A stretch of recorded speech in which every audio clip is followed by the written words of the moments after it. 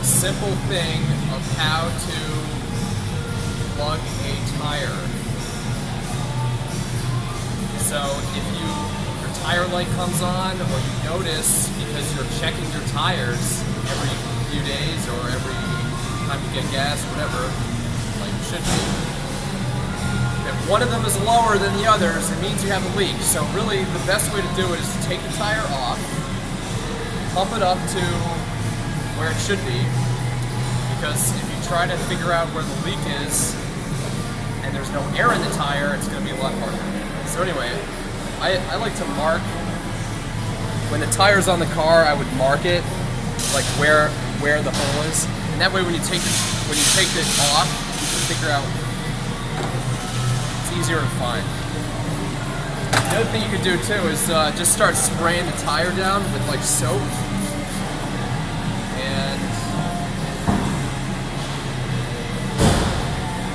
This one's a really, really slow leak, but you see how it's building up? Like if I let that there for like 5 minutes, it would just be covered in like a white sort of like sheen. All right, let's get down to it. To take the object out of the tire, I like my diagonal cutters, just because they can grip a lot easier. Some kits come with like needle nose pliers. I've never been able to take anything out with those. I'm gonna put my safety glasses on just in case anything pops out when I pull stuff out. And later, when I'm reaming it, you can actually get pieces of the steel belts that are inside the inner tire can actually come through, and they kind of hurt when they hit you in the eye. All right, simple thing, just gonna go down there and grab it.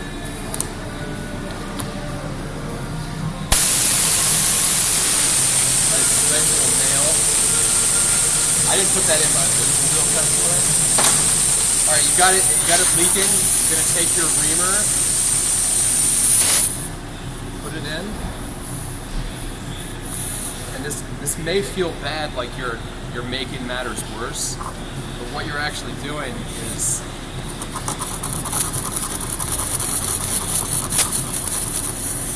you got to ream the hole so that it's wide enough for the plug to go in. Even if you sort of like, if you have something that went in like sideways on the tire like this, it's okay if your ream sort of goes straight down. The idea is just to basically get it in the point, because later when you put the plug in, it's going to surround the area. So, alright. I'm just going to leave that in. Ream that. I'm going to take my rope, tire plug kit rope. It's basically rope with glue on it. Take my needle, feed this thing through.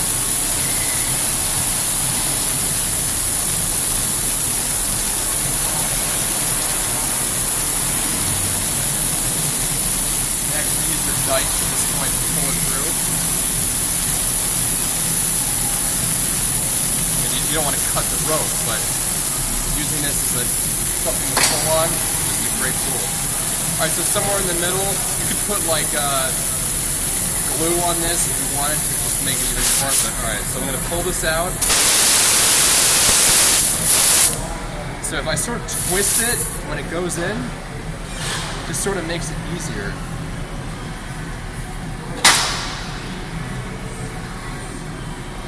Alright, so right as it went in, it slips down a little bit. That's when you got to put the brakes on.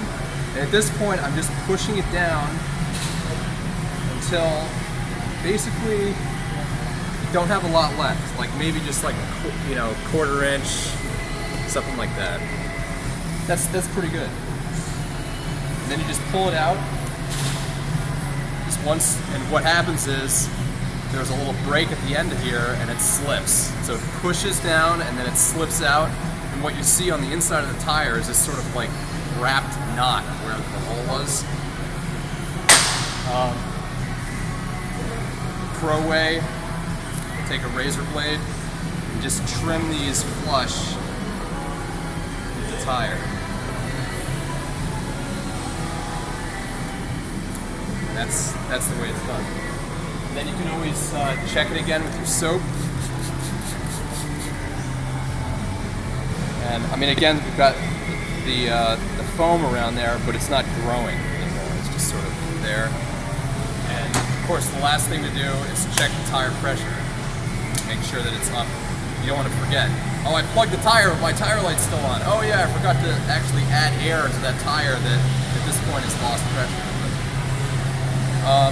Generally, your leaks are going to be in the tread. If you have something that's like here, you don't want to plug it.